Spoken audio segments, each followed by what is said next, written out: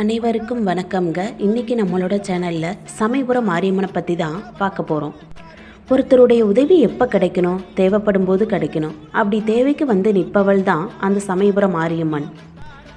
1000 கண்ணுடையவளாக காட்சி தருபவள் அந்த சமயபுரத்து மாரியாம்பிகை அப்படின்னே வச்சுக்கலாம். அவரை பற்றி சிந்திக்கும் போதே மெய்சிலிருக்கும் அப்படின்னா அது நிஜம். வார்த்தைகளால் வர்ணிக்க முடியாத பேரழகி படைத்தவள் அந்த சமயபுரம் மாரியம்மன். அப்படிப்பட்ட சமயபுரம் மாரியம்மன் கோவில் தமிழ்நாட்டில் திருச்சிராப்பள்ளி மாவட்டத்தில் வடக்கு திசையில் காவிரியின் வடகரையிலிருந்து சுமார் 15 கிலோமீட்டர் தூரத்தில் இருக்குது.